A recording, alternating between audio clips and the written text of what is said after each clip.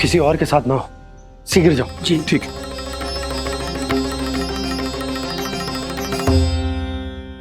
और सूचना पट लगवाने से समस्या का समाधान नहीं होगा बाबा।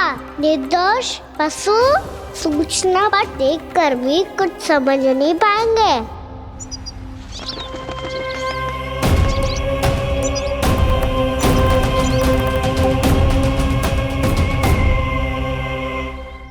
तो तुम्हारे कहने का अर्थ यह है कि व्योमासुर मारा जा चुका है और वो बालक अब भी जीवित है।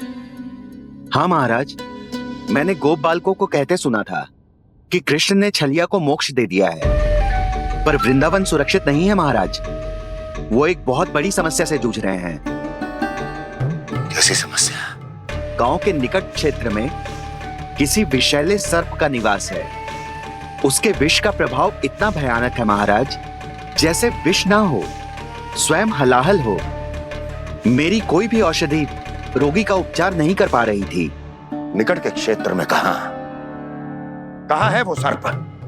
गोप मानते हैं कि वो सर्प गांव के निकट यमुना नदी के जल में रहता है। मुझे तो लगता है महाराज, ये कालिया नाग की कथा कोई किंवदंती या लोक श्रुति नहीं, एक सच्चाई है, एक विषैली सच्चाई।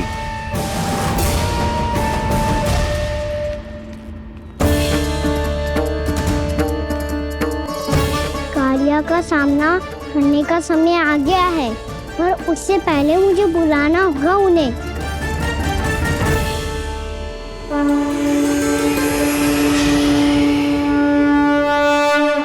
संसार के दारुण भय का नाश करने वाले, सभी कष्टों का हरण करने वाले, विश्व का समस्त ऐश्वर्य प्रदान करने वाले, कमल जैसे लोचन, मुख और चरणों वाले आजानुभुज श्री राम को मैं बार बार नमस्कार करता हूँ। आपदामपहर्तारं दातारं सर्व संपदां लोकाभिरामं श्री रामं भूयो भूयो नमाम्यहम्। कागभूसुंडी कागभूसुंडी कागभूसुंडी। प्रभु क्षमा करें, मुझे जाना होगा।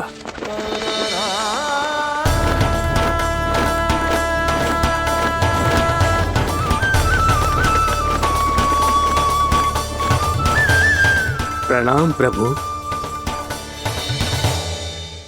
अनेक बार मैं आपके दर्शनों के लिए आया प्रभु।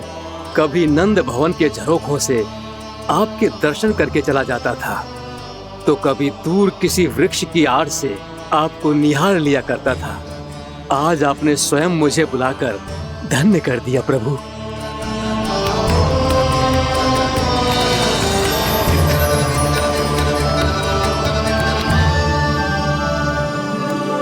मैंने आपको यहाँ एक विशेष कारण से बुलाया है। आपके श्राप से इस कालिया नाग को मुक्त करने का समय आ गया है। ये तो बहुत ही उत्तम समाचार है प्रभु। इतने वर्ष बीत गए, मुझे आज भी स्मरण है वो दिन जब मैंने उन्हें श्राप दिया था। अपने क्रोध पर नियंत्रण खोकर बहुत बड़ी भूल कर दी थी मैंने प्रभु। बीती हुई घटनाओं पर दुखी होके कोई लाभ नहीं है। हमें भविष्य की ओर देखना होगा।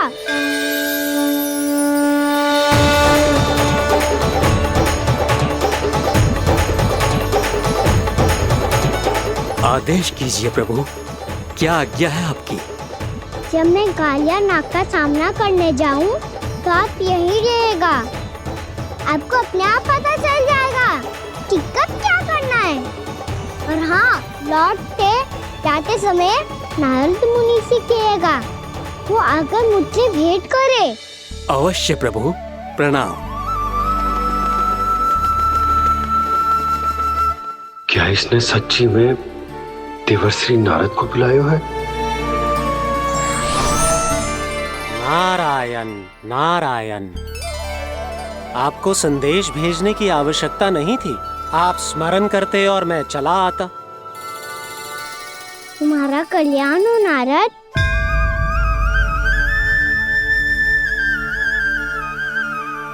मैंने तुम्हें एक विशेष कार्य के लिए बुलाया है। आज्ञा दीजिए प्रभु। तुम्हें एक बार फिर कंस से भेंट करनी होगी।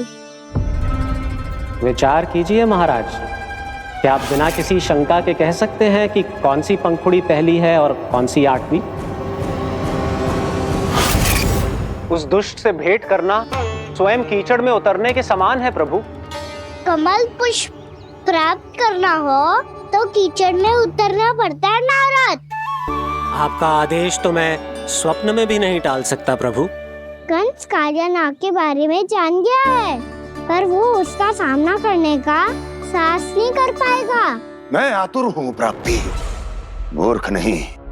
मेरी बुद्धि फिर नहीं गई है। मैं स्वयं उस कालिया जैसे महाविषैले सर्प के सामने खड़ा हो जाऊं और अपने ही काल को आमंत्रित कर लूं। तो फिर अपने लाभ के लिए उसका प्रयोग करने का कोई और उपाय सोचिए स्वामी।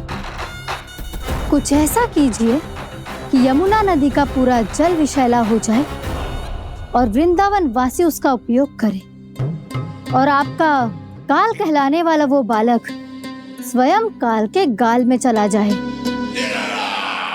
उत्तम उत्तम सुझाव है प्राप्ति।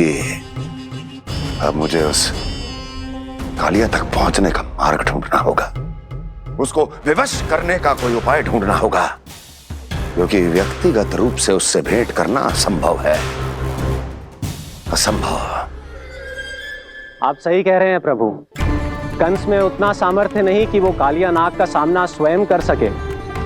वैसे तो कालिया गरुड़ देव का भी सम्मान नहीं करता, तो फिर वो कंस का सम्मान क्यों करेगा भला? नहीं करेगा, पर कंस तुम्हारा सम्मान अवश्य करेगा नारद। तुम्हारी बातें भी सुनेगा और मानेगा भी। ये मेरी योजना का बहुत ही महत्वपूर्ण भाग है।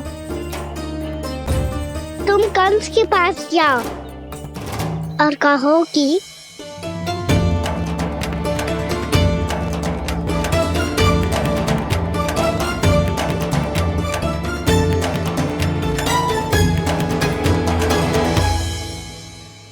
संतान अपने माता पिता को तीर्थ का सौभाग्य दिलाती, और मेरा लल्ला कितना महान कि उसने हमारे घर को ही तीर्थ बना दिया।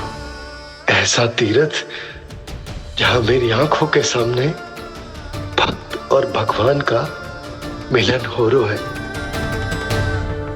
जो आज्ञा प्रभु।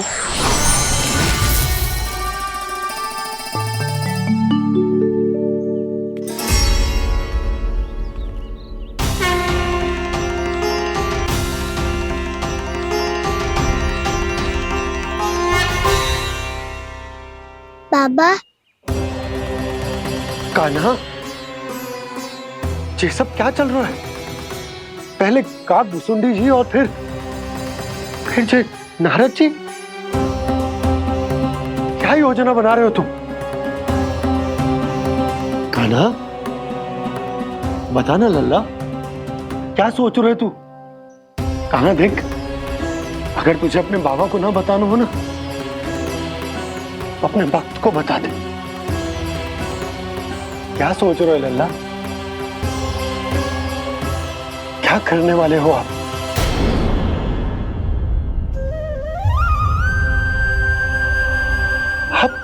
आप इतने दुखी क्यों हो? कान्हा, कान्हा, क्या होगा? क्योंकि मुझे आभास हो गया है बाबा, समय आने वाला है। कौन सा समय आने वाला है लल्ला? शीघ्र सब कुछ बदलने वाला है। भैया को मेरा सत्य पता चल जाएगा बाबा।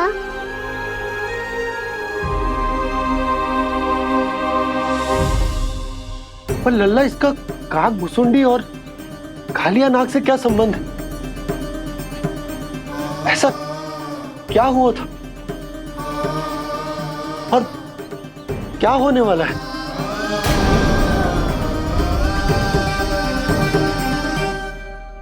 जो होने वाला है बाबा, उसका संबंध उससे है जो सैकड़ों वर्ष पहले हुआ था। महर्षि भृगु के एक एक वंशज थे वेद शिरा मुनि, जो विंध्याचल की पहाड़ियों में साधना कर रहे थे। तभी वहाँ अश्वशिरा नाम के एक दूसरे मुनि आमंत्रण के बिना ही आ गए। कितना सुंदर और शांतिपूर्ण आश्रम है। यहाँ प्रभु की साधना करने में बहुत आनंद आएगा। शीघ्र ही अश्वशिरा मुनि उपस्थिति के कारण होने वाले व्यवधान से बाध्य होकर वेद शिरा मुनि ने अपनी आंखें खोली। कौन हो तुम और यहाँ क्या कर रहे हो? आपके आश्रम में बहुत शांति है मुनिवर। साधना करने के लिए बहुत ही उत्तम स्थान है ये। मैं चाहता हूँ कि मैं भी यहाँ। आप यहाँ साधना करना चाहते हैं, लेकिन इतना भी नहीं जानते कि किसी के आश्रम में प्रवेश करने से पहले उसकी आज्ञा लेनी चाहिए। आप ये भी नहीं जानते कि यदि कोई यज्ञ कर रहा हो तो बिना अनुमति के वहाँ प्रवेश करने से उसकी यज्ञ साधना भंग हो सकती है। आप क्या साधना करेंगे मुनि? आप तो साधना के योग्य ही नहीं हैं। इतना अपमान! एक मुनि के मुख से इतने कड़वे शब्द शोभा नहीं देते। मैं तुम्हें श्राप देता हूँ, जितनी विषैली तुम्हारी जिह्वा है उतने ही विषैले सर्प बन जाओ तुम। और ऐसा सर्प जो सांस भी ले तो निकट का वातावरण दूषित हो जाए। तुम्हारे इस दुस्साहस के लिए मैं तुम्हें श्राप देता हूँ कि तुम अभी इसी क्षण कौवा बन जाओ, और ऐसा कौवा जो कांव कांव करके अनर्गल प्रलाप करता रहे।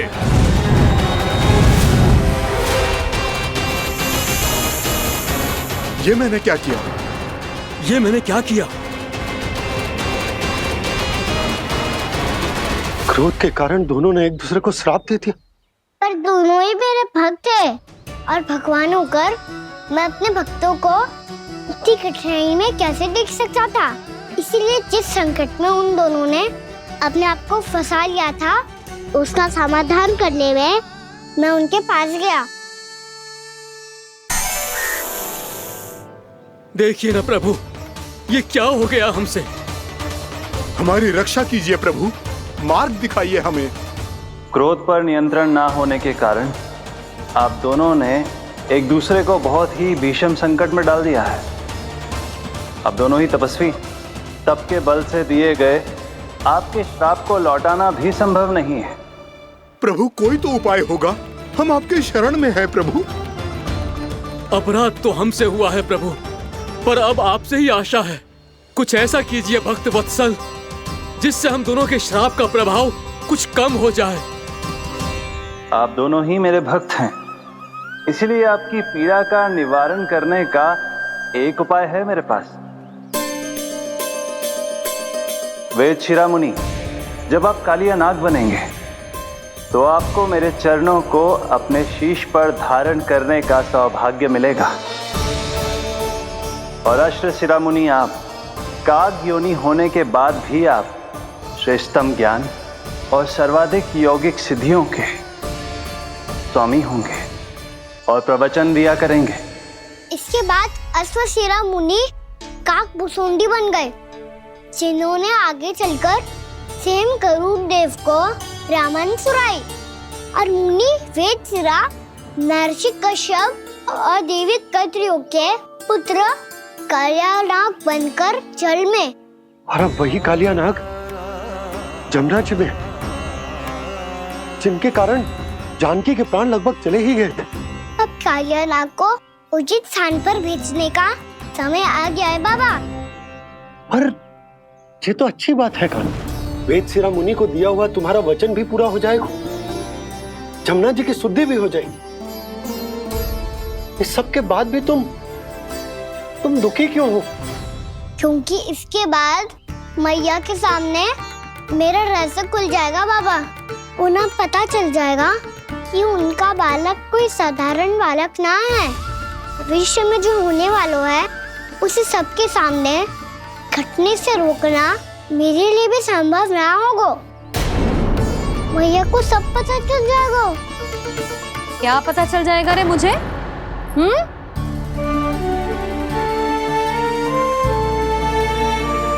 यही कि सबसे अधिक प्रेम मैं आपसे ही करता हूँ। अब बस भी कर, चलो भोजन के लिए बुलाने आई थी तुम दोनों को। भूखा थोड़े ना रहने दूंगी अपने लल्ला को। मेरा लल्ला दुर्बल हो जाएगा ना। आप खिलाओगे तो ही खाऊंगा। हाँ ठीक है, मैं ही खिलाऊंगी। अब चल, आओ जी, चल।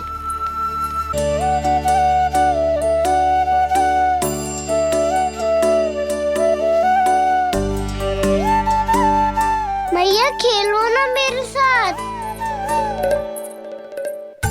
भैया सुनो ना, मेरी बात ना मानोगी? अभी बहुत कार्य पड़े लल्ला, देख जानकी को औषधि भी देने जानो है ना। औषधि मैं दे दूंगा, फिर तो खेलोगी ना आप मेरे साथ? पिछले कुछ दिनों से अपनी मैया का अधिक से अधिक प्रेम पाने का प्रयास करो है कान्हा।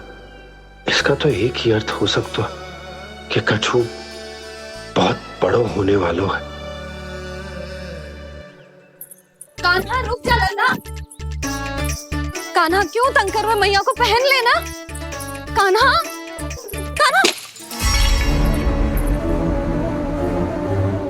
ये क्या करो तूने?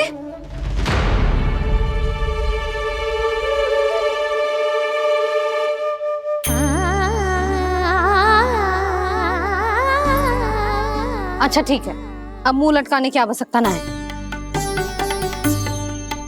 ये ले।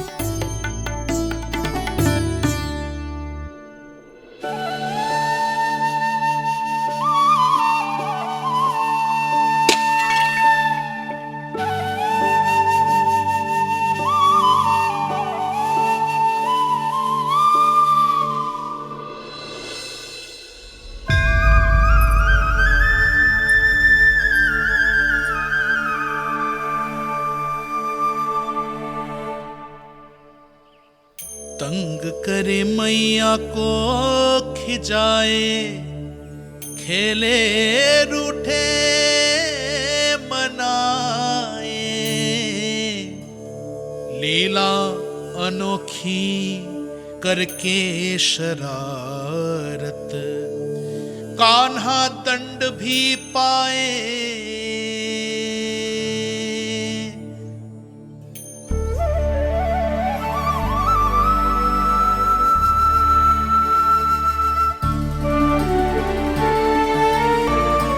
रूठना मनाना, खेलना खिलाना, पहले शरारत करके क्रोध दिलाना और फिर क्षमा मांग लेना, ये सब जानबूझकर कर रहे है कान्हा। जैसे जीवन भर के लिए अपनी मैया की ममता को अपने हृदय में समेट कर रखना चाहते हो। कैसे कैसे करूं उस कालिया से मित्रता, कैसे करूं उसका उपयोग?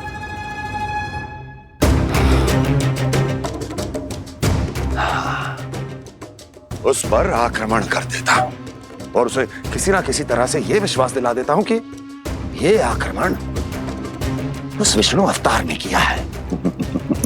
फिर वो क्रोध में आकर सारे वृंदावन वासियों को अपने विष से समाप्त कर देगा। उचित है, ये उचित है। नारायण हरि, नारायण हरि।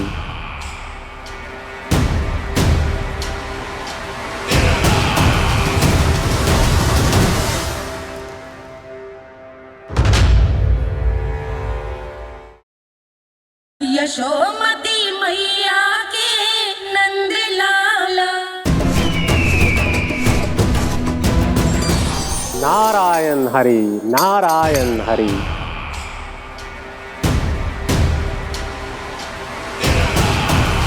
प्रणाम देवर्षि। किस योजना में कितना लाभ है और कितनी हानि, यह आंकलन करते करते थक गए होंगे मथुरा नरेश। देवर्षि, आज मेरा ध्यान कैसे आ गया आपको? आप तो सदैव ही मेरे ध्यान में रहते हैं महाराज कंस। सत्य तो यह है कि मथुरा में जो भी हो रहा है मुझसे छिपा हुआ नहीं है। मैं जानता हूं कि आप किसी भी असुर को वृंदावन क्यों ना भेजें, और वो असुर कितना भी शक्तिशाली क्यों ना हो, कृष्ण का सामना नहीं कर पाता। या तो पराजय स्वीकार करके आपके पास लौट आता है, या तो फिर वीर गति को प्राप्त हो जाता है।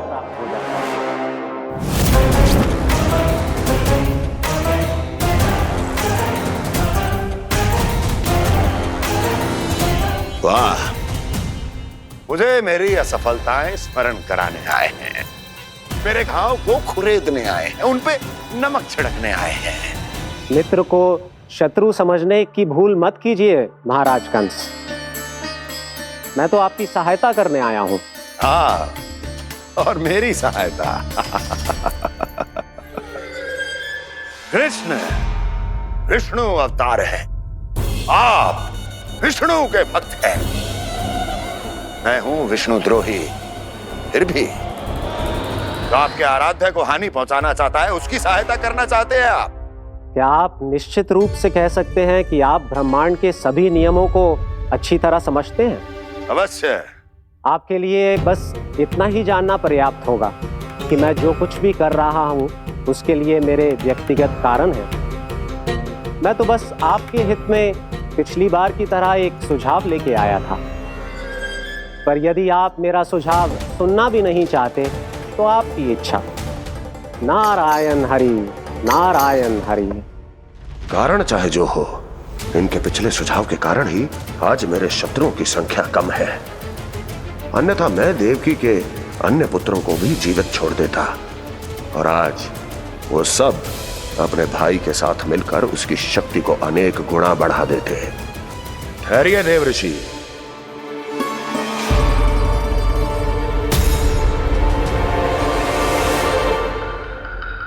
बताइए क्या सुझाव है आपके पास? मेरे सुझाव का नाम है कालिया नाग।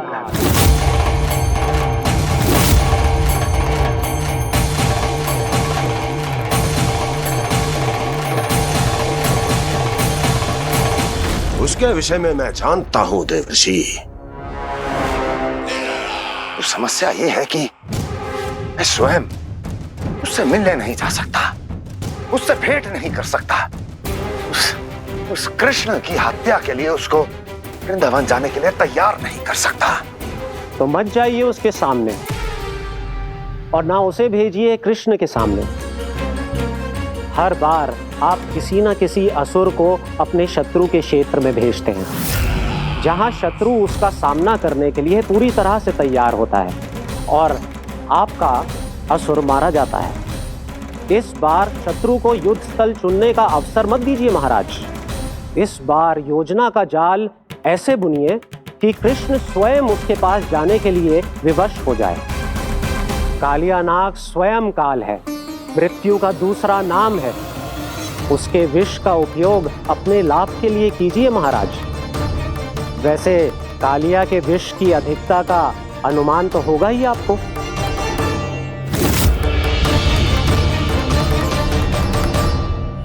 एक बार जो उसके क्षेत्र में पहुंच गया, फिर उसके विष से बचना असंभव है।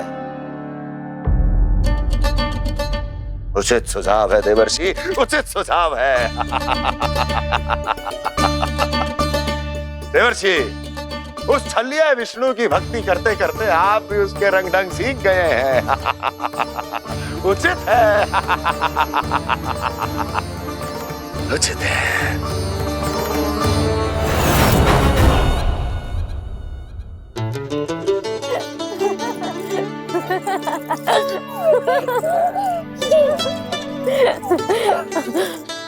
बस बस, बहुत आनंद ले लियो लला।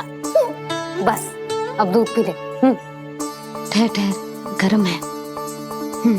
जी ले ले।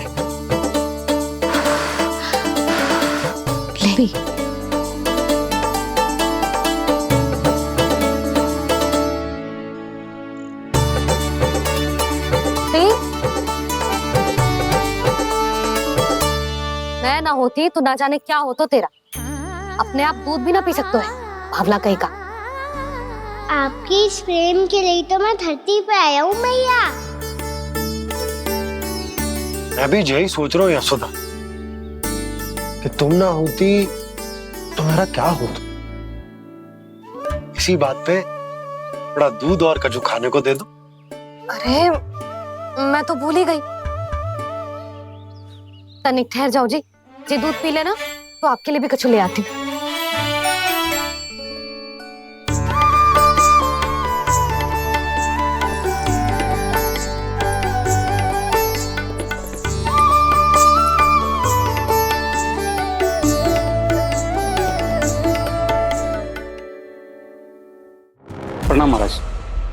आपकी आज्ञा के अनुसार बिल्कुल वैसा ही पत्र तैयार किया है जैसा आप चाहते थे।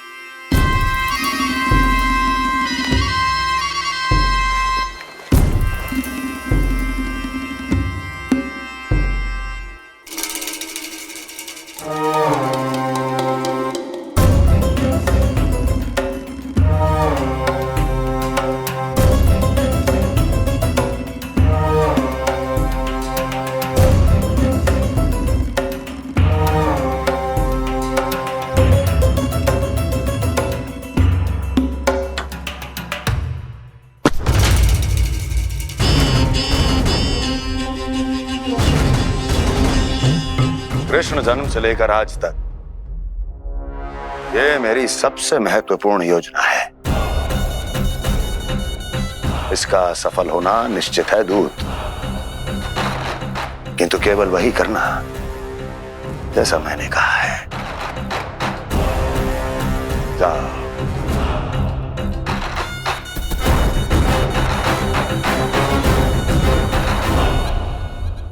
कान्हा,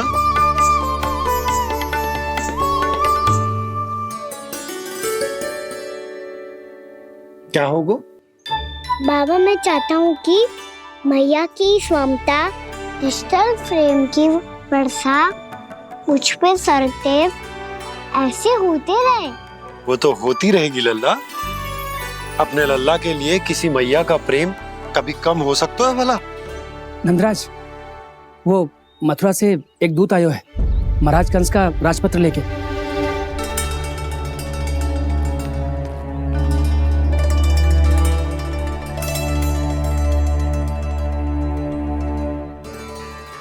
कान्हा, अब क्या करने वाला है? तेरे बाबा कहाँ गए? हाँ? कंस मामा का खेल आरंभ हो गया है, पर मैया वो सब सुनेगी तो व्यर्थ चिंतित हो जाएगी। बस थोड़ा बाहर गया मैया, कछु खा लिए से। बाहर इस समय? मैया, क्या होगा? मैया देखो ना, पीठ पे कुछ हो रहा है। मेरा हाथ ना पकड़ो, आप करो ना।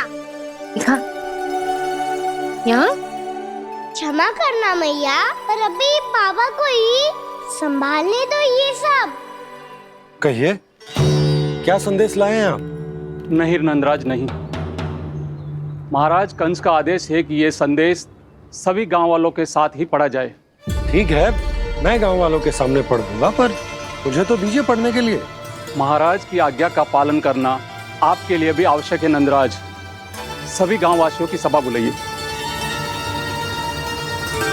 बंसी, सभी गांव वालों की सभा बुलाओ। राजपत्र में ऐसा क्या संदेश भेजो है कंस ने? अब मेरे पत्र को पढ़कर सब भौचक के रह जाएंगे। और वो कृष्ण, उस कृष्ण के पांव के नीचे से तो भूमि खिसक जाएगी, आकाश फट पड़ेगा, बिजलियां गिर जाएंगी। प्राप्ति, ओ प्राप्ति, कंस का पत्र स्वयं को बहुत अधिक शक्तिशाली समझता है ना वो। अब देखता हूं कैसे वो इस महासंकट का सामना करता है। वो कृष्ण, वो अपनी मृत्यु स्वयं चुनेगा या मृत्यु की वेदी पर चढ़ा देगा प्रिय वृंदावन वासियों को।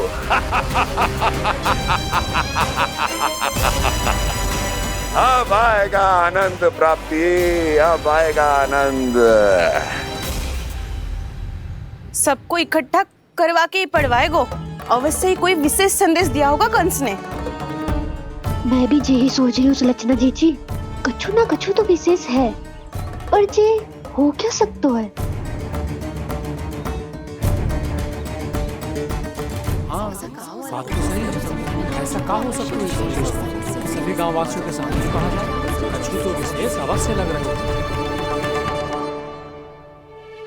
बाहर तक कोलाहल क्यों हो रहा है? मैया, मैया, अब क्या होगा? भैया देखो ना, सर पे कछु हो रहा है। लल्ला, नारायण ने तुझे हाथ दिए हैं ना? पीठ की बात अन्य थी। अपने सिर की सेवा स्वयं कर। सर पे तो हाथ पहुंच रहा है ना?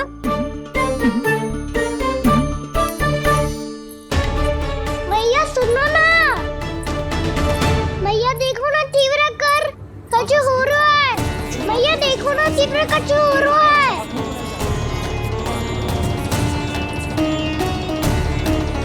सब लोग आ चुके हैं, अपना संदेश सुनाइए आप।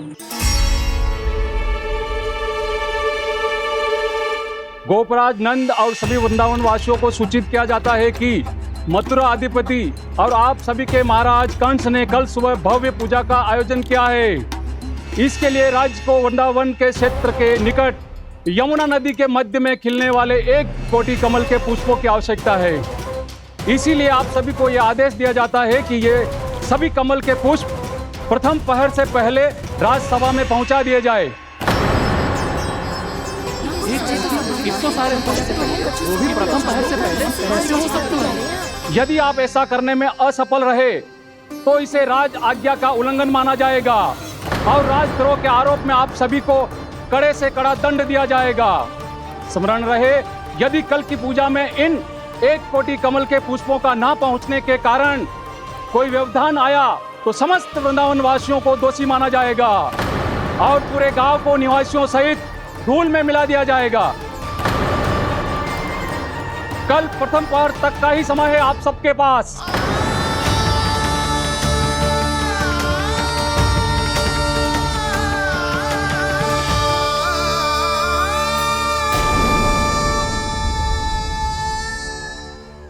कमल पुष्प, वो भी कल प्रथम प्रहर में? ऐसे कैसे संभव है? और कोई साधारण पुष्प ना, यमुना नदी के मध्य खिलने वाले विशेष कमल के फूल चाहिए उन्हें। लेकिन यमुना नदी में तो कालिया नाग ने विष घोल के रखा है, तो फिर कैसे हो पाएगा? यह संभव है। हमारी मृत्यु का संदेश भेजा राजा कंस ने। सदैव की भांति इस समस्या पर भी गांव के बड़े ही विचार करेंगे। बालकों का यहाँ होना उचित ना है।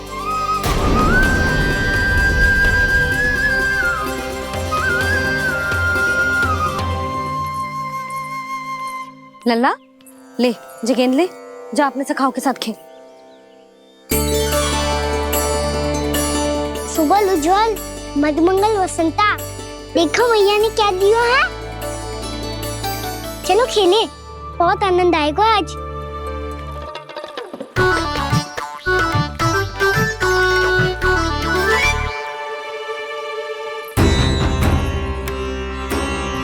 भानु, बंसी, जाओ और शीघ्र ही वो घेरे का कार्य समाप्त करो।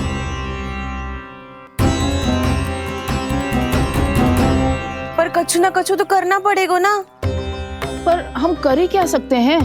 पुष्प लाने को और कोई उपाय है भी तो ना। मैं चला जाऊंगा जमुना जी में। वैसे भी मेरे जीवन के कितने दिन शेष बचे हैं। गांव के लिए, समाज के लिए कुछ करके मरूं, तभी तो शांति मिलेगी। ना काका, यदि आप उस विषैले जल में छलांग लगा भी दोगे, किंतु 1 कोटि कमल पुष्प एकत्रित कर पाना आपके लिए संभव ना है। इससे अच्छा है कि मैं चला जाऊं। यदि मैं मर भी गया तो मेरे पीछे रोने वाला कोई ना है। किसी को कहीं जाने की आवश्यकता ना है। गोप नरेश होने के नाते ये मेरा कर्तव्य है कि मैं आप सबकी रक्षा करूं। नंदराज, आपको जाना है तो जाओ। हरिया, काका, भैया सब चले जाओ। लेकिन आपको पता है वहाँ का जल कितना विषैला है। आप लोग एक क्षण भी जीवित नहीं रह पाओगे। फिर कैसे इकट्ठा करेंगे 1 कोटि कमल पुष्प? आप बात तो सही कह रही हैं शांति। उस दुष्ट कंस ने ऐसी मांग रख के हम सबको फंसा दिया। हम में से कोई भी क्यों ना चला जाए और इस संकट का समाधान ना निकले को। कान्हा, बताना कौन सा खेल खेलें? गेंद पकड़ खेलते हैं। पर एक बात सुन लो सब, कोई भी तीव्र गति से ना फेंकेगा गेंद को। भैया ने स्वयं बनाई है मेरे लिए। सब तैयार हो?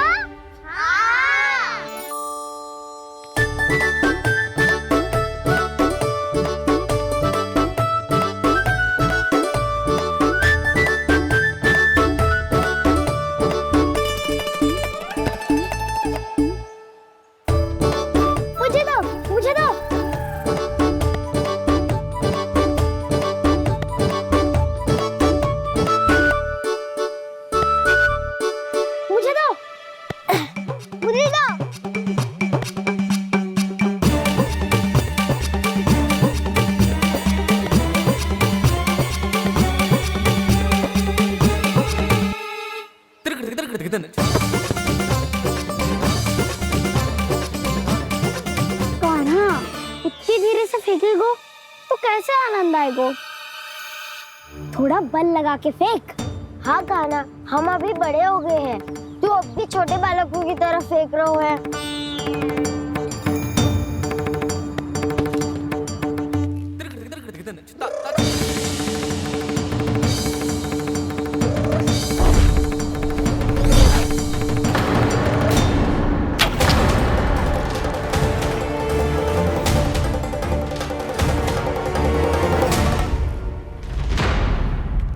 दीदी जी क्या करो कान्हा, गेंद तो डूब गई।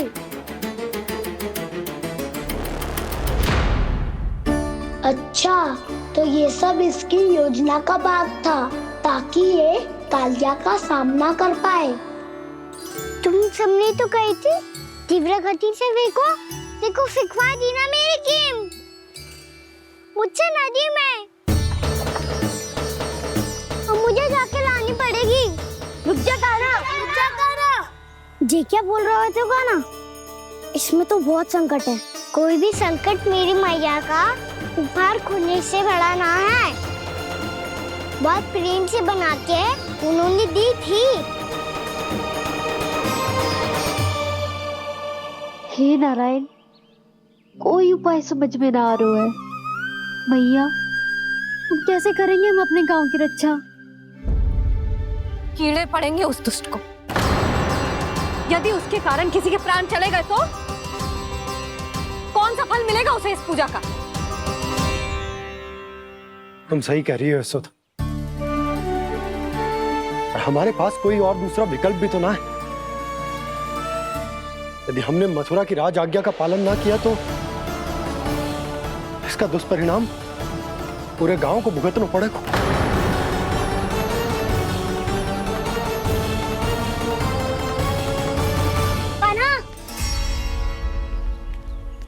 तुम्हें पता है कि तो भगवान है, दिव्य है, बहुत शक्ति है तुझमें, पर फिर भी हम तुझे विषैले जल में ना जाने दे सकते। कुछ होगा तो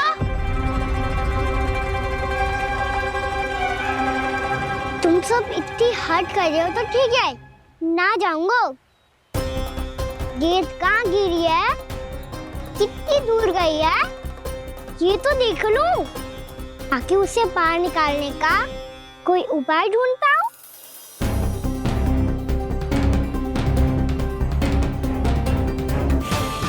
हाँ।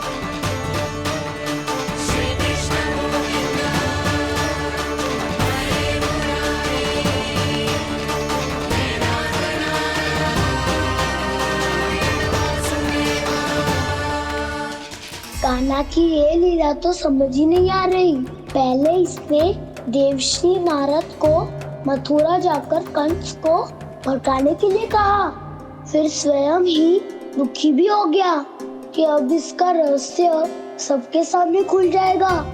और अभी स्वयं ही तो इसने कहा था कि गेंद बहुत महत्वपूर्ण है, फिर स्वयं ही उसे नदी के विषैले जल में फेंक दिया।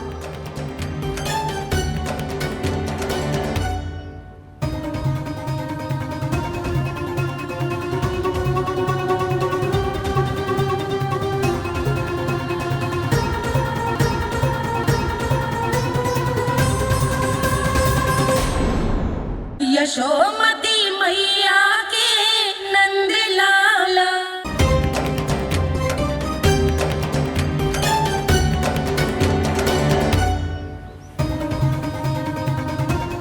कान्हा, तू ऊपर क्यों चढ़ रहा है? अरे ऊंचाई से देखूंगा तभी तो गेंद दिखेगी।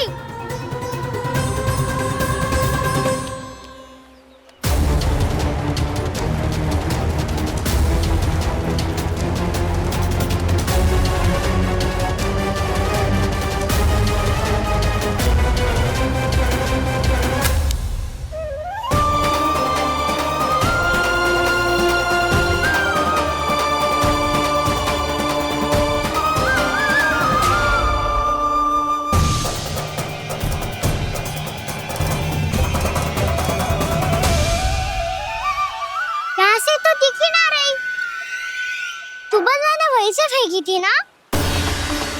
ना, वहाँ से फेंकी थी। कहाँ से? देखा ना, वहाँ से। समझ में आ रहा? ठीक बताना, कहाँ से फेंकी थी?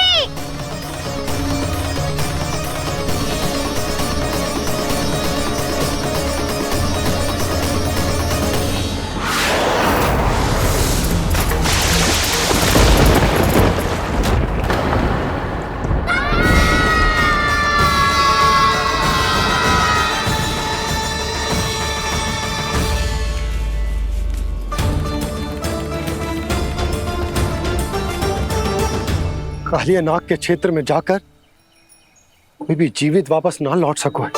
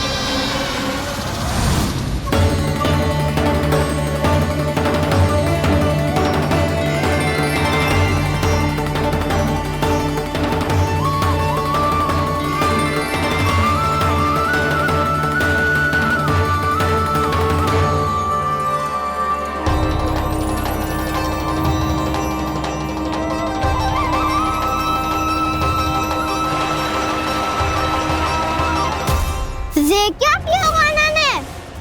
कालिया नाग तो उसे देखते ही निकल जाएगा।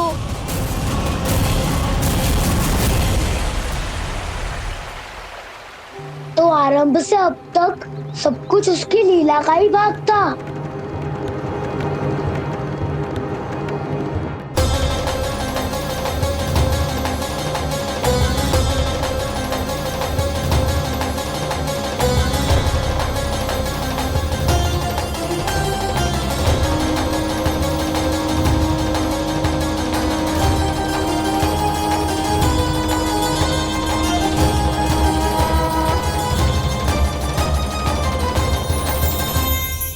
इतना सुंदर रूप, मन मोहने वाली मुस्कान, अद्भुत तेज और भगवान जैसी दिव्यता। कौन हो तुम? हाँ, तुम्हें देखकर तो हम सब सम्मोहित ही हो गए।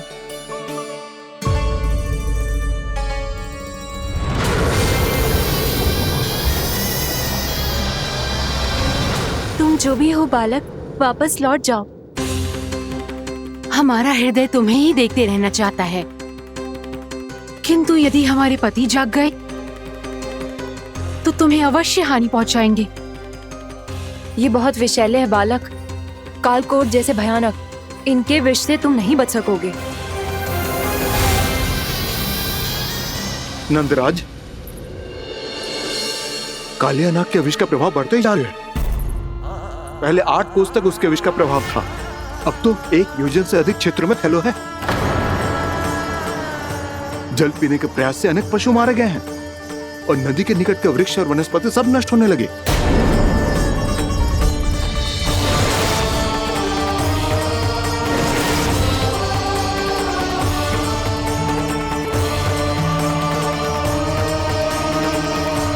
इनके विष की तीव्रता इतनी अधिक है बालक कि इनके संपर्क में आने वाले को तड़पने का भी अवसर नहीं मिलता। इनके विष की अग्नि क्षण भर से भी कम समय में प्राणवायु को जलाकर राख कर देती है।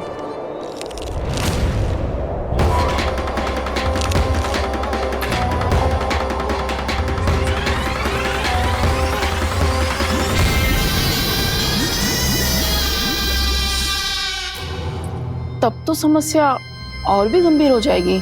मैंने तो सुनो है कि कालिया नाग कम से कम 2 योजन लंबा है, सैकड़ों फन है उसके।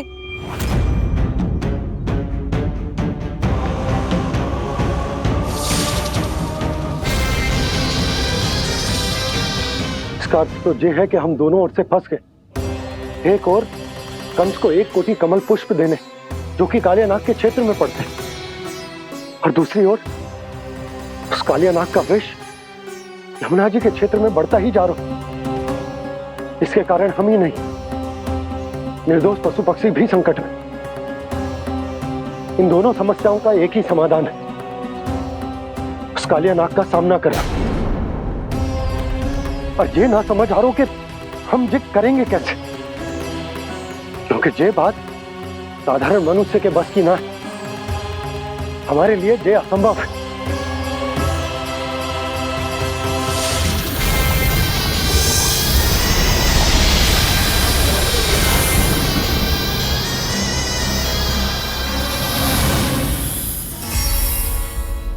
अब तो तुमने अपनी आंखों से भी देख लिया बालक, ये कितने विषैले हैं।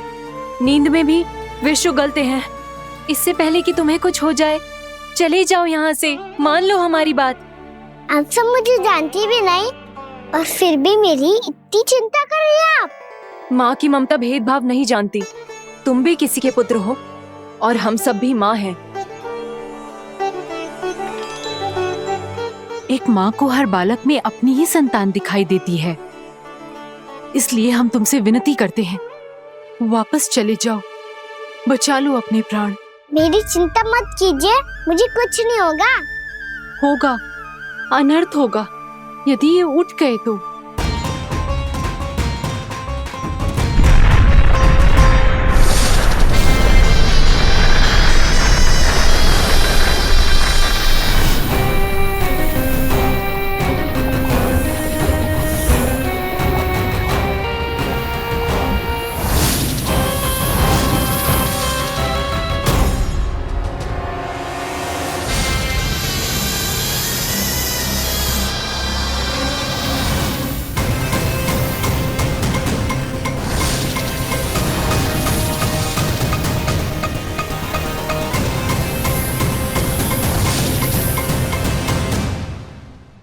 सामने होते हुए भी अपने इश्क को केवल वही देख सकता है जो अपना अभिमान त्याग चुका हो।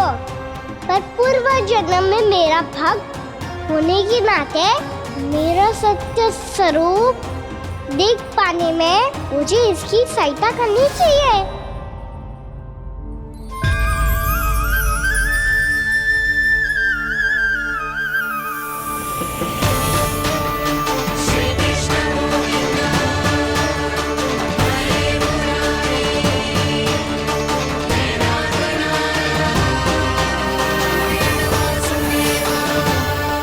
देखो हमारा छोटा सा कान्हा कैसे डट के खड़ा हुआ है, इतने विशालकाय, इतने महाभयंकर सबके सामने।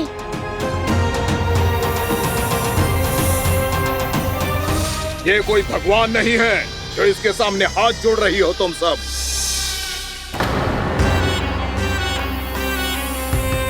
एक सामान्य साधारण बालक है ये, जो ये तक नहीं जानता कि इसके सामने है इसका काल, कालिया। तू कौन है बालक? मेरे इतने निकट आकर भी तू जीवित कैसे है? मेरी नहीं, अपनी चिंता करो कालिया। बहुत मनमानी कर ली तुमने। अब बस मैं तुम्हें रोकना हूँ। अब बस मैं तुम्हें रोकना हूँ। मैं तुम्हें रोकना हूँ। बित्ते भर का है तू, मेरे विष के बारे में जानता ही क्या है? और कहता है मुझे रोकने आया है। किससे? किससे रोकना चाहता है तू मुझे? मुझे क्रोध दिलाने की भूल मत कर बालक। अपनी फुंकार से ही तेरी इस मुस्कुराहट को अंतिम मुस्कुराहट बना सकता हूं मैं। शीघ्र बता, कौन है तू और किसने भेजा है तुझे? तुम्हें आवाज भी है कि अपनी पुकारों से तुम कितना विष भूल चुके हो। पवित्र यमुना नदी को कितना दूषित कर दिया तुमने। और यही नहीं, तुम्हारे कारण निकट के जीव जंतुओं, वृक्ष, वनस्पतियों सबको हानि पहुंच रही है। तो क्या, मुझे उससे क्या? मुझे है आप पति हाँ मुझे। तुम्हारे इस व्यवहार से और इसीलिए तुम्हें यहाँ से जाना होगा।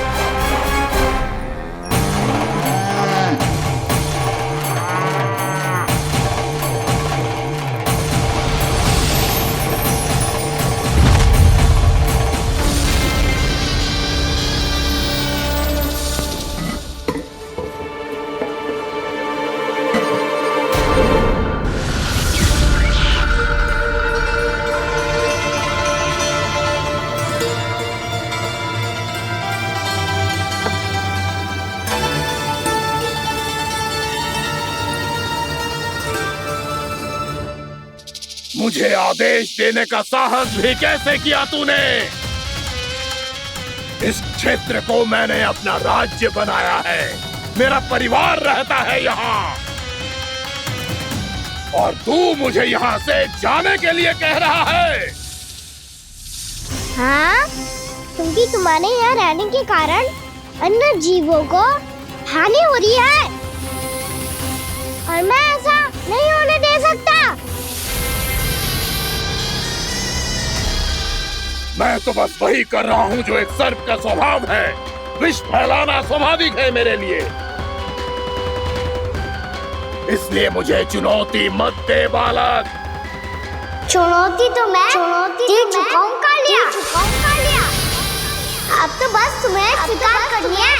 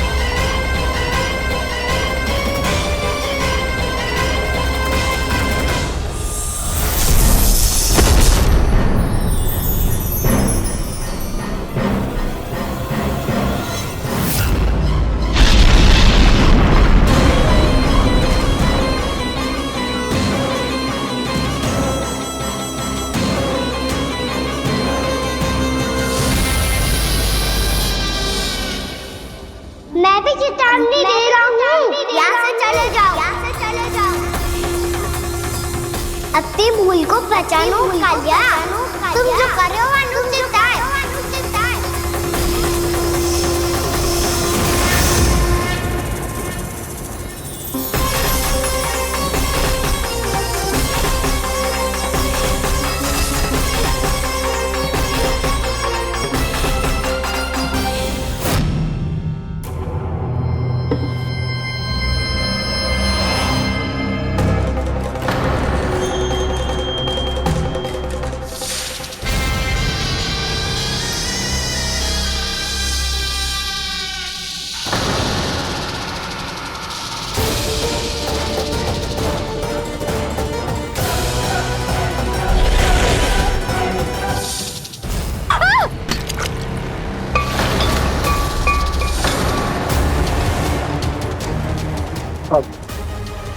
मैं आता हूँ।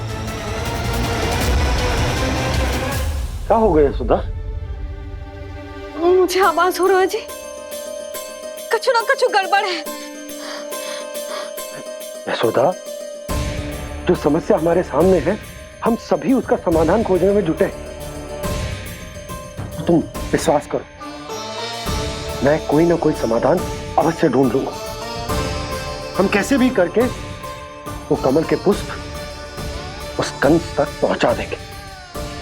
नाना, समस्या उससे कहीं अधिक है, उससे कहीं अधिक बड़ी, उससे कहीं अधिक भयानक है।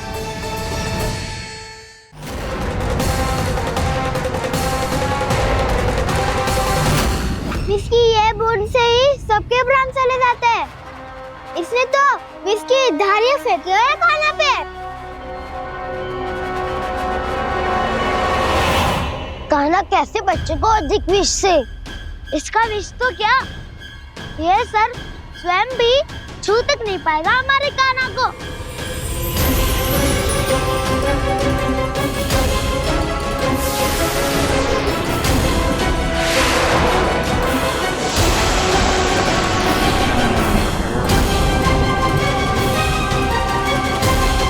तुम्हारे सखा को, मेरे भाई को कोई हानि नहीं पहुंचा पाएगा। ये कान्हा का सत्य चाहे जो हो बलराम, पर अभी तो जो एक बालक ही है ना।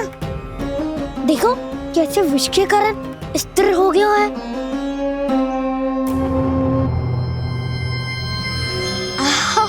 हाउ सर्फ ने कितनी आसानी से अपनी पूंछ से बांध लिया है। मुझे यहाँ से भगाना चाहता था ना तू? अब मैं तुझे दिखाऊंगा अपना सामर्थ्य। ये मूर्ख किसे बांधना चाहता है अपनी पूंछ में?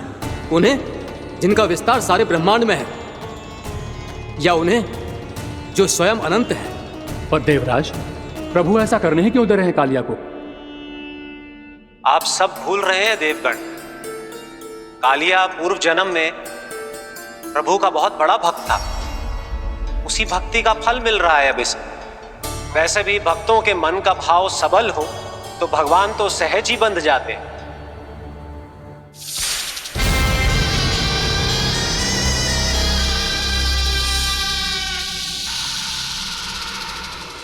बलराम, तुमने ही तो कही थी कान्हा को कछु ना होगो।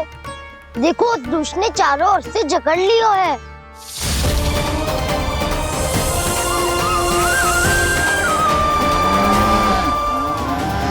ये क्या कह रही हो तुम? जसोदा जी, क्या हुआ? घबरा क्यों रही हो आप? सुलक्षणा, मुझे आभास हो रहा है कुछ बहुत बड़ी अनहोनी हो गई है। नंदराज, नंदराज, नंदराज!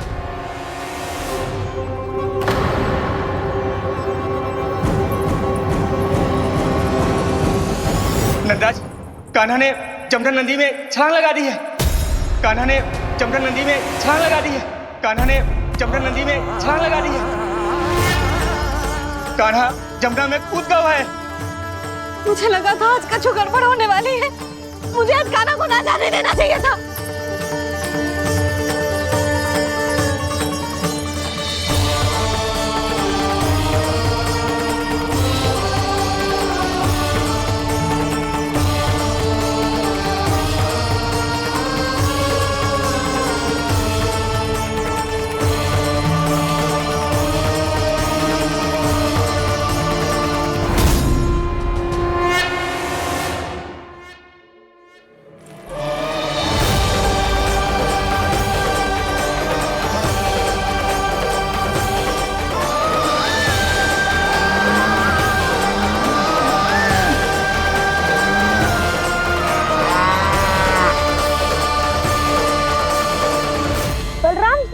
करो ना।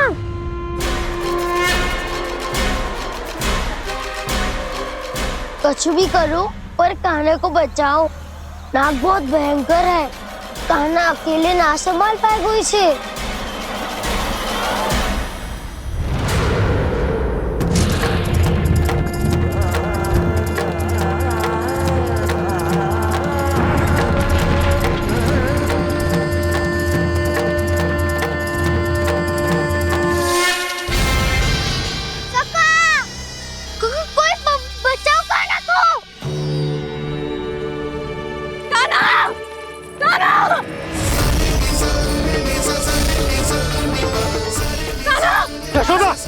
यशोदा रुको। छोड़ दो मुझे, छोड़ दो मुझे। जीजी संभालो, बावली हो गई है। जीजी संभालो। कान्हा, कान्हा।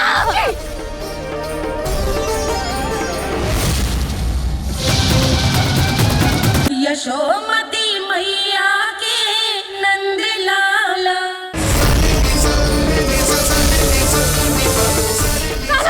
यशोदा, यशोदा रुको। छोड़ दो मुझे, छोड़ दो मुझे। जीजी संभालो, बावली हो गई क्या? जीजी संभालो। देखो अब कैसे तुम्हारे अस्थियों को तोड़कर छोटे छोटे टुकड़ों में बदल दूंगा मैं।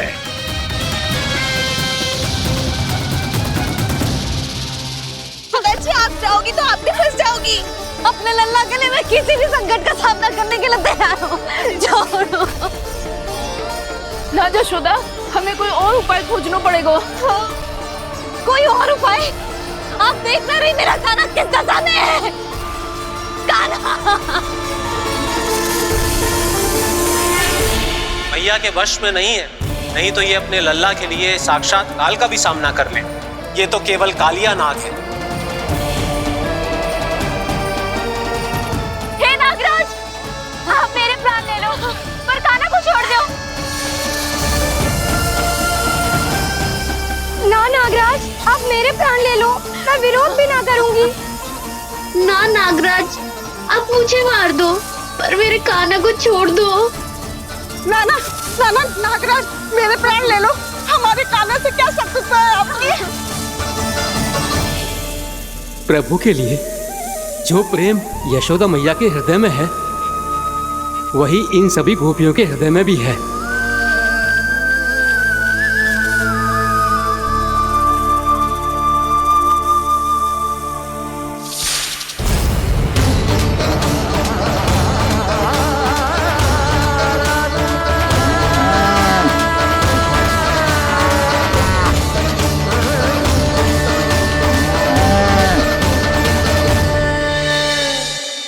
यशोदा, यशोदा, देखो इन गोपियों को, इन गैयाओं को, इन सब के मन में भी तुम्हारी भांति ही ममता भरी हुई। वो सब भी कान्हा से उतना ही प्रेम और स्नेह करती हैं, उतनी ही ममता से भरी हुई है जितनी कि तुम। तो तुम ही सोचो, जिसके साथ इतनी ममता और इतना स्नेह, इतना प्रेम, उसका कोई क्या कर सकता है? उस कालिया नाग का विष इस सब आशीर्वादों के सामने कछु न है। कछु करो जी, उसे बोलो वो मेरे प्राण ले ले, मेरे काना को छोड़ दे। यशोदा,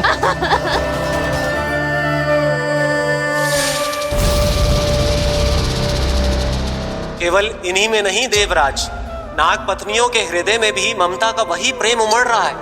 देखिए। मैं आपके हाथ जोड़ती हूँ स्वामी, इस बालक को छोड़ दीजिए। ये अवश्य ही कोई दिव्य आत्मा है स्वामी। हम आपसे विनती करते हैं स्वामी, इस नन्हे बालक को हानि मत पहुंचाइए स्वामी। मेरी पत्नियां मेरे ही शत्रु के लिए विनती कर रही हैं। अब यदि इसके पक्ष में एक शब्द भी कहा तुम सबने, तो मैं इस बालक से पहले तुम सबके प्राण ले लूंगा।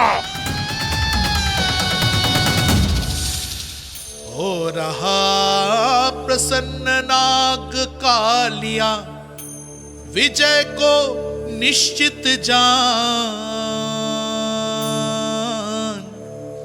रोते बिलखते व्याकुल सब, संकट में देख कान्हा के प्राण।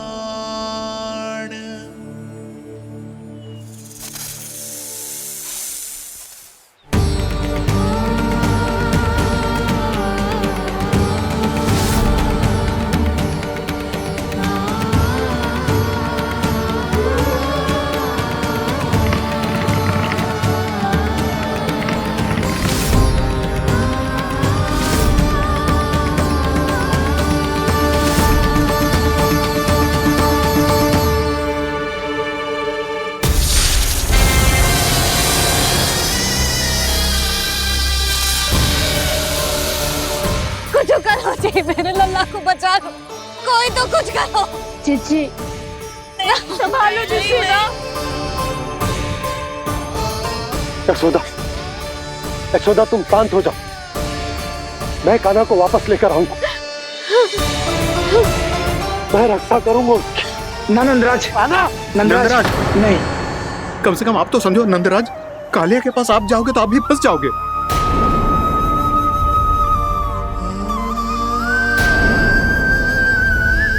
बलराम, तेरा भाई इतनी भीषण संकट में है और तुझे जरा भी दुख ना हो रहा? क्या आप सब अब तक नहीं समझ पाए कि कान्हा सच में कौन है? छोटे बाबा, आप तो उसका सत्य जानते हैं ना?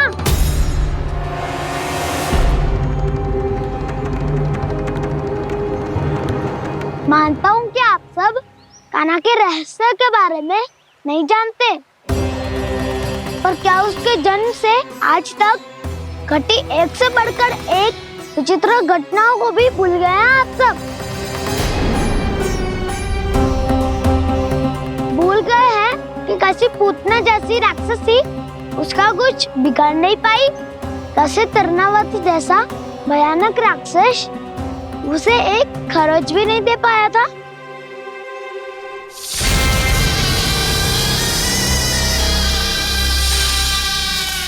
आप सबने अपनी आंखों से देखा था ना, बकासुर से कान्हा की रक्षा करने देवता स्वयं आए थे, पर सत्य तो ये है कि वह सभी देवता भी उस असुर के सामने असमर्थ हो गए थे।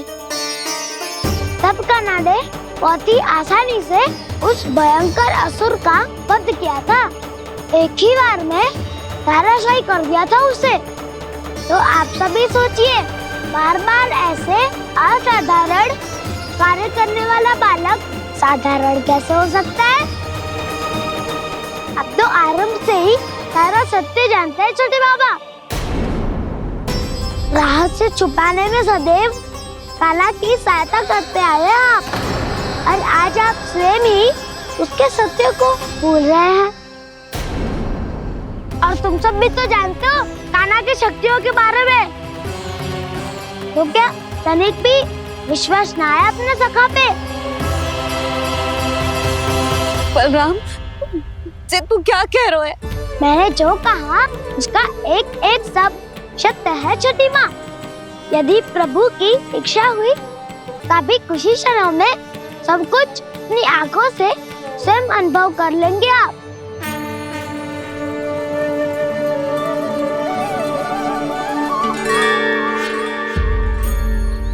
शांताकारं भुजगशयनं पद्मनाभं सुरेशं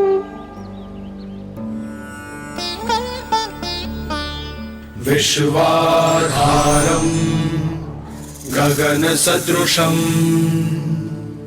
मेघवर्णं शुभांगं लक्ष्मीकान्तं कमलनयनं योगी वीरध्यानगम्यम्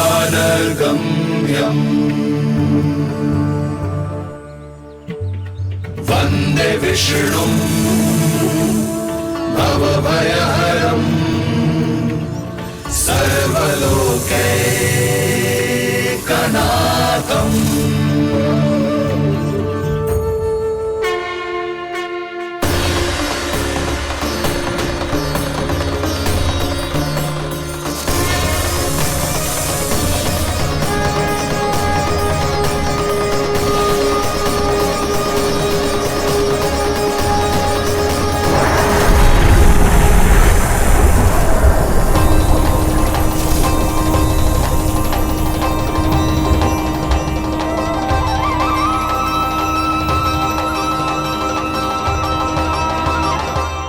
तुझे क्या लगता है बालक कि तू मेरी जगत से निकल गया तो अब बच जाएगा तू?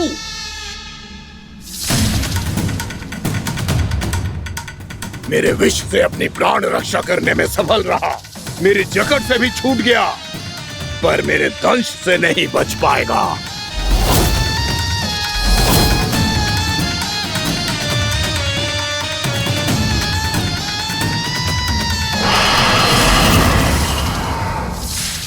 अब भय से भाग रहा है, पर मैं तुझे मृत्यु देकर रहूंगा।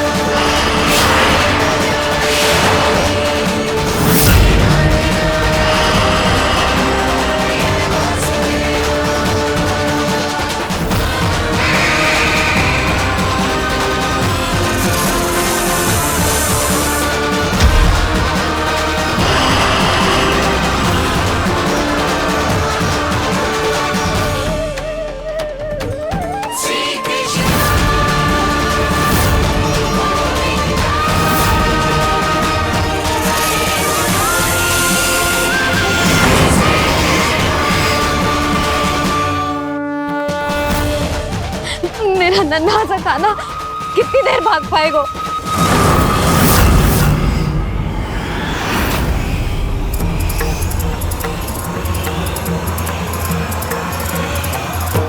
और कितनी प्रतीक्षा करोगे मेरी भक्त कालिया? भक्त नहीं, काल हूँ मैं तेरा। जब अहंकार का मुकुट बुद्धि को ढक लेता है तो भक्त अपने भगवान को भी नहीं पहचान पाता। व्यर्थ की पहेली में मत उलझा बालक। ना मैं भक्त हूँ और ना तू भगवान।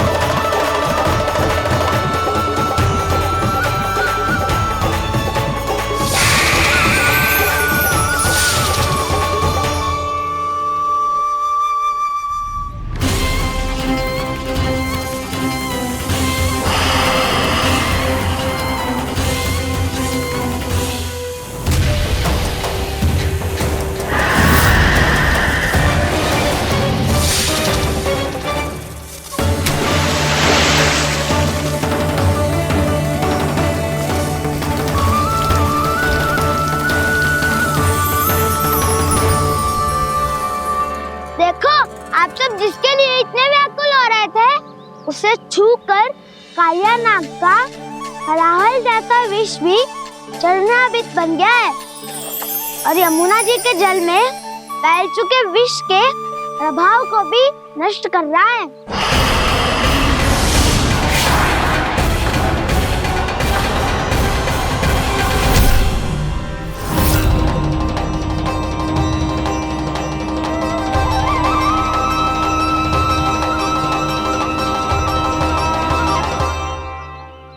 धर्म रक्षक अधर्म विनाशक प्रभु श्री कृष्ण का कौशल सचमुच अद्वितीय है। नारायण नारायण।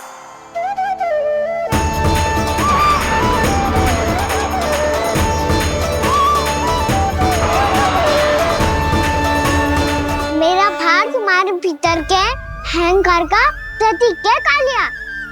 अब तुम्हारा अहंकार, तुम्हारा अनपान मेरे पाँव के नीचे है और तुम्हारी पूंछ अर्थात तुम्हारे प्राण मेरे हाथ में। अब तुम क्या करोगे भक्त?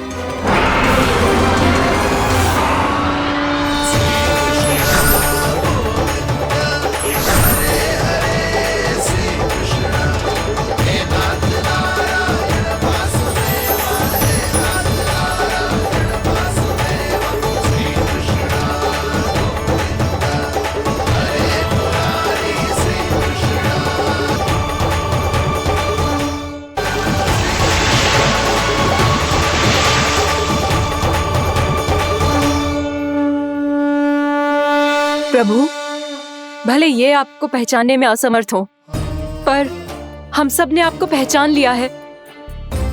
हाँ प्रभु, एक भक्त होने के नाते और एक अर्धांगिनी और माँ होने के नाते मैं आपसे इनके प्राणों की भिक्षा मांगती हूँ। अपनी कृपा दिखाइए और इन्हें क्षमा कर दीजिए। आपके लिए मित्र और शत्रु में कोई अंतर नहीं प्रभु। उसी तरह आपकी कृपा और दंड में भी कोई अंतर नहीं। दोनों दया ही तो हैं, अकारण ही किसी को प्राप्त नहीं होती। हमें विश्वास है कि हमारे पति को मिला ये दंड कोई अभिशाप नहीं है, आपका वरदान है। ये सत्य है प्रभु कि इनसे बहुत से पाप हुए हैं। इनके विष से बहुत सारे जीव जंतु को हानि पहुंची है, पर अब आपके चरण इनके शीश पर पड़ गए हैं। ऐसी कृपा तो बड़े बड़े महान महात्माओं को भी दुर्लभ है, और इन्हें प्राप्त हुआ तो अवश्य ही ये किसी महान पुण्य का ही फल है। हे प्रभु, उन्हीं पुण्य कर्मों की शक्ति का आह्वान कर मैं आपसे विनती करती हूँ, इन्हें प्राणदान दीजिए। मैं अपने इस भक्त को क्षमा अवश्य करूंगी देवियों, यदि ये अपने अहंकार को त्याग कर मुझे पहचान ले तो।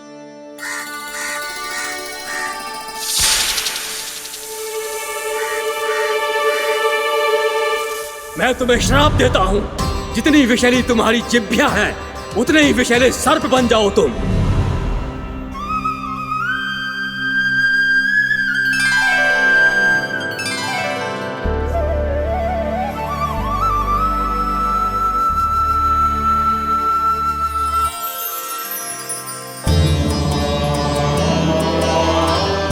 नारायण, मुझे क्षमा कीजिए नारायण।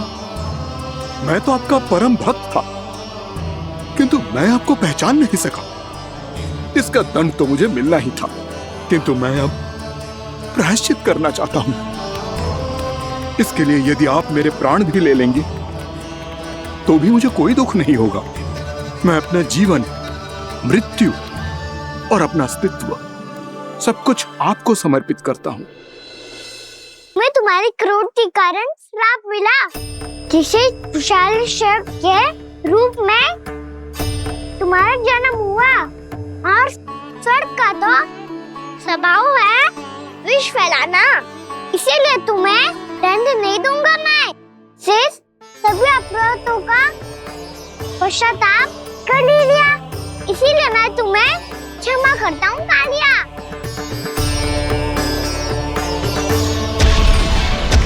पर तुम्हें यहाँ से दूर समुद्र के बीच जाकर रहना होगा, जहाँ किसी निर्दोष का जीवन तुम्हारे विष से प्रभावित ना हो। मैं चाहकर भी आपकी इस आज्ञा का पालन नहीं कर सकता। मैं असमर्थ हूँ प्रभु, क्योंकि यदि मैं इस क्षेत्र को छोड़कर गया तो मेरी मृत्यु निश्चित है। आपसे क्या छुपा है प्रभु, आप तो जानते हैं कि सर्प जाति और आपके वाहन गरुड़ के बीच अनंत शत्रुता चल रही है, जिसका प्रारंभ नागों के द्वीप नागालय से हुआ था। उस द्वीप पर छोटे जीवों को निगल जाने के लिए सर्प थे, और गरुड़ को सर्पों का स्वाद बहुत प्रिय था, इसलिए वो बार बार नागद्वीप जाने लगा था। पर इस कारण पूरी सर्प जाति उससे आतंकित हो गई थी। इसलिए जब भी गरुड़ वहां पहुंचता तो सभी सर्प छिपने लगते। जब गरुड़ को इसका आभास हुआ तो उसे बड़ा क्रोध आया और वो उत्तेजना में भरकर सर्पों का शिकार करने लगा। भूख ना होने पर भी उन्हें मारने लगा। अब सर्पों के प्राण हरना उसके लिए खेल बन गया था। इस भीषण समस्या का समाधान ढूंढने के लिए पूरी सर्प जाति महान सर्प वासुकी के सामने इकट्ठी हुई। हे महान वासुकी, हमारी सहायता कीजिए। नागद्वीप पर गरुड़ ने आतंक मचा दिया है। पहले तो वो हमें अपना भोजन बनाता था, लेकिन अब हम उसके खेल का साधन बन चुके हैं।